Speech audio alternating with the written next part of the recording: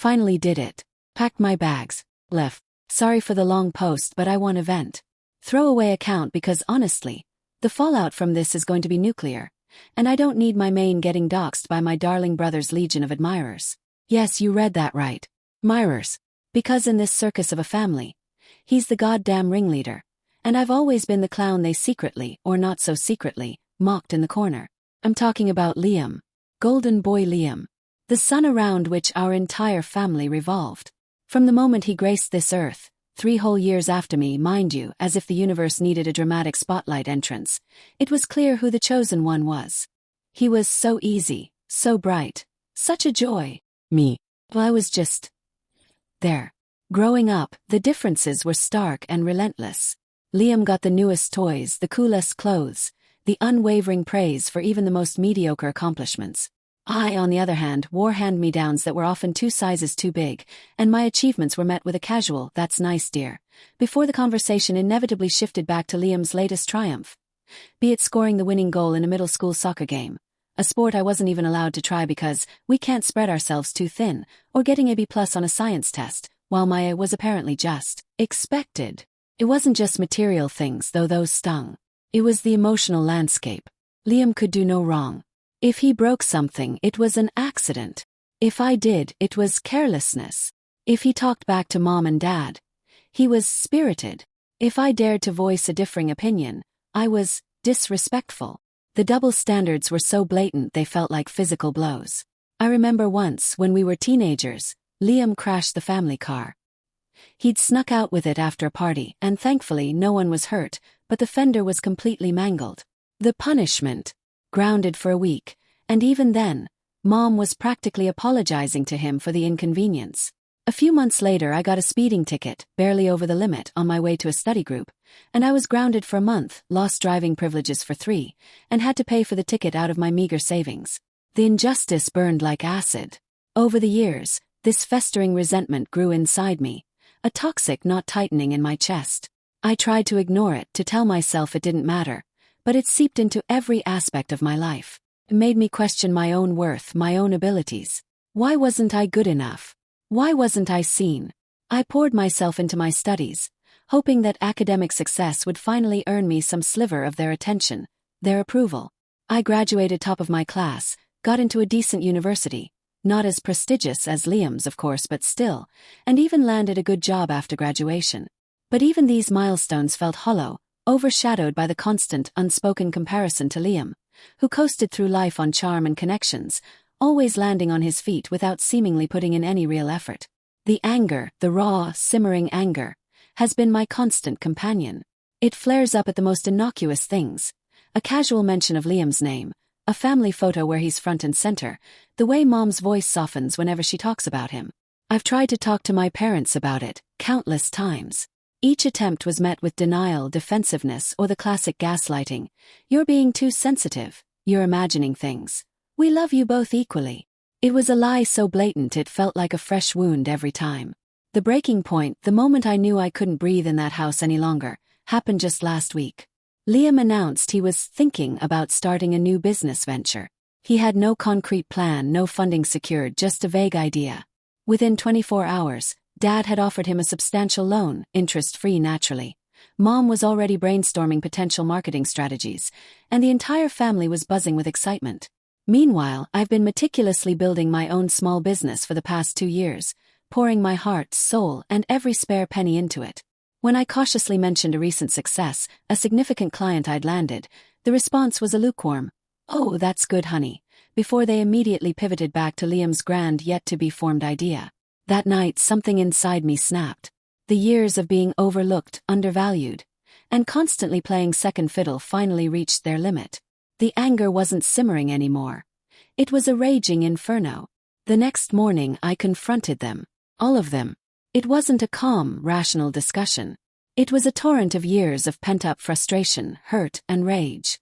I laid it all out. The blatant favoritism, the constant comparisons, the way my achievements were minimized while Liam's were celebrated.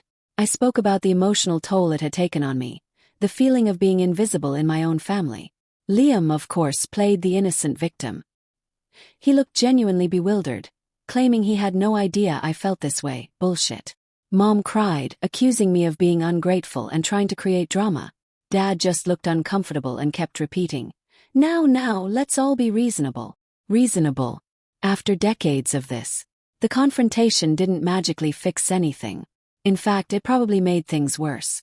The air in the house became thick with tension, punctuated by strained silences and pointed glances. I knew, with a certainty that settled deep in my bones, that I couldn't stay there any longer. My mental and emotional well-being depended on it. So I did it. Over the past few days, while they were all busy fawning over Liam's latest vision, I quietly packed my belongings. Every item I folded and placed in a box felt like a small act of rebellion, a reclaiming of myself. I secured a small apartment across town. Nothing fancy, but it's mine. Today, as they were all gathered in the living room, excitedly discussing potential investors for Liam's non-existent business, I walked in with my packed bags. The silence that fell was deafening. "I'm leaving," I said, my voice surprisingly steady. The reactions were predictable. Liam looked shocked, Mom started to cry again, and Dad looked like he was about to have a heart attack. The accusations started flying. I was being dramatic, selfish, ungrateful. I didn't engage. I simply said, I need space. I need to build a life where I'm not constantly measured against someone else. I need to be seen for who I am, not who I'm not. And then I walked out the door. I'm sitting in my new, sparsely furnished apartment now. The silence here is different. It's not the strained, resentful silence of my childhood home. Me. And honestly, it's terrifying. A part of me feels a sense of liberation, a lightness I haven't felt in years. But another part of me is scared. Scared of being alone, scared of the inevitable backlash, scared that I've made a mistake. I don't know what the future holds. I don't know if my family will ever understand. I don't even know if I'll ever truly be free of the resentment that's been a part of me for so long. But for the first time in a long time, I feel like I have a chance. A chance to breathe, to grow, to finally figure out who I am without the constant shadow of my golden brother looming over me. This is just the beginning. And honestly, I have no idea what happens next. Update. A small step forward, maybe. It's been a few months since I posted. A lot has happened, and honestly, it's still a mixed bag. The immediate fallout was pretty much as expected. Mom called constantly, alternating between tearful pleas to come home and thinly veiled accusations of being selfish.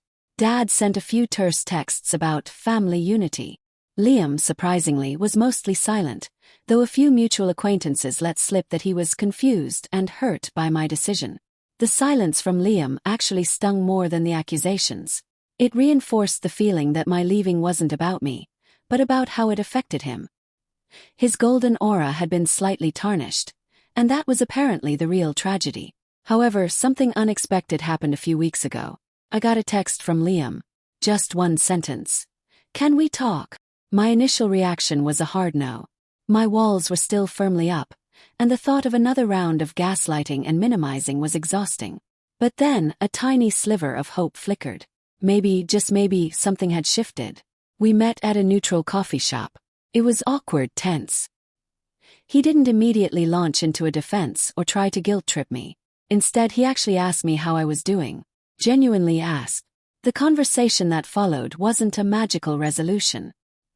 He still didn't fully grasp the depth of the impact the favoritism had on me. He still stumbled over admitting his privilege. But for the first time, he listened. He didn't interrupt, didn't try to justify, didn't turn it back to himself.